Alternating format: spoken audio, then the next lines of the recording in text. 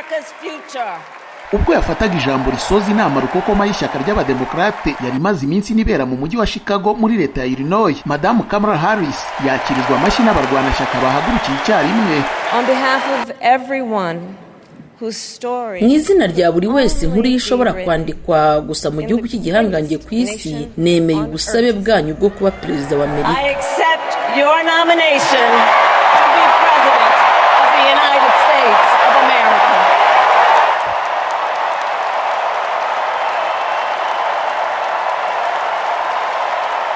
Visi Perezida wa Amerika yagarutse ku byaranze ubuzima bwe bwite ndetse n'inshingano yakoze nk'umushinjacyaha. Asobanura uburyo byamwubatsemo ubushobozi bw'umwihariko bwo kurinda inyungu z'abanyamerika uwahoze ari Perezida Donald Trump yise ko wagamije inyungu ze bwite.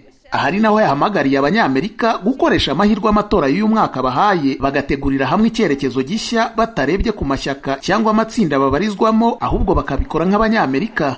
We are charting a new way.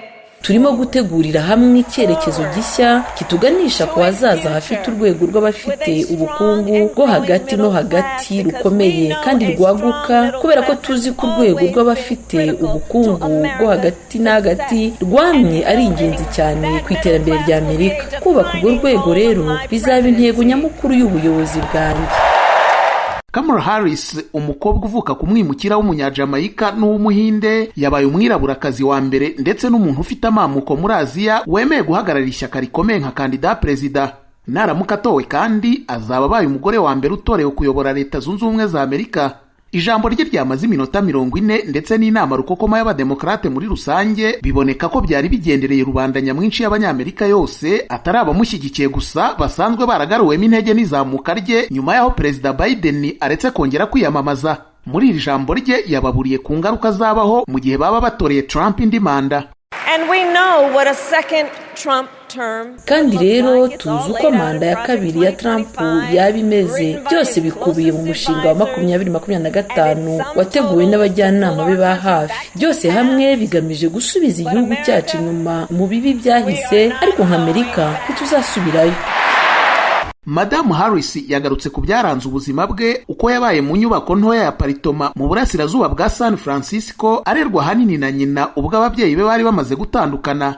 Yasobanuye uburyo yarezwe kandi n'inshuti n'abakozi bo mu rugo bamubereye umuryango kubw'urukundo.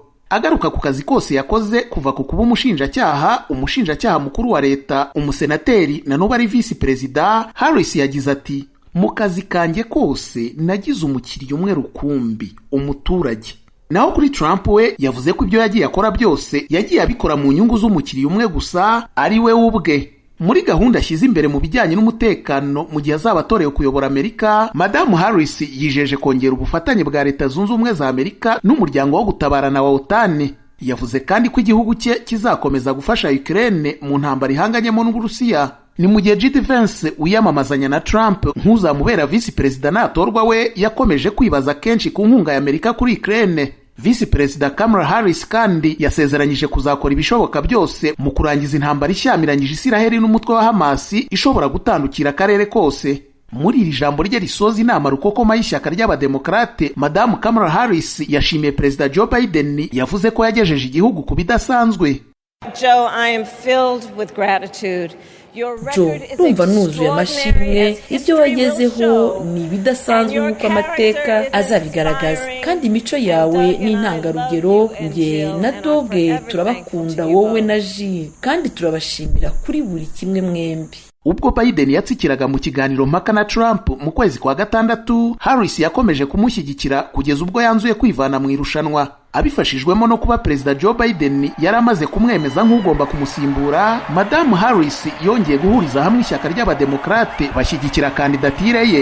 Ibi byahise bisubiza rudubi byo guhatanira umwanya w'umukuru w'igihugu byabonekaga ko Trump asa nk'uri mu mwanya mwiza wo kuwegukana. Avugana n'abamushyigikiye nyuma yo gushyikiriza ijambo rye, Kamala Harris yagaragaje icyizere cyinshi, ariko abakangurira gukomeza kumwamamaza cyane nk'aho bakiri inyuma.